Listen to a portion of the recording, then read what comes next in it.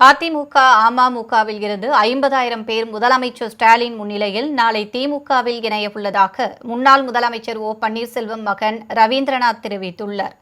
சட்டமன்ற தேர்தலில் திமுக சார்பில் வேட்பாளர்களாக போட்டியிட விரும்புபவர்களிடமிருந்து சென்னை அண்ணா அறிவாலயத்தில் கடந்த மாதம் 20ஆம் தேதி முதல் விருப்ப மனுக்கள் பெறப்பட்டு வருகின்றன. அமைச்சர்கள், சட்டமன்ற உறுப்பினர்கள் மீண்டும் அதே தொகுதியில் போட்டியிட விருப்ப மனுக்களை அளித்து வருகிறார்கள்.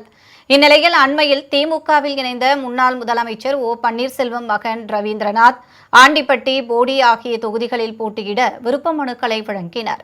பின்னர் செய்தியாளர்களை சந்தித்த அவர், அதிமுக அமமுகவில் இருந்து 50,000 பேர் முதலமைச்சர் ஸ்டாலின் முன்னிலையில் நாளை திமுகவில் இணைய உள்ளதாக கூறினார்.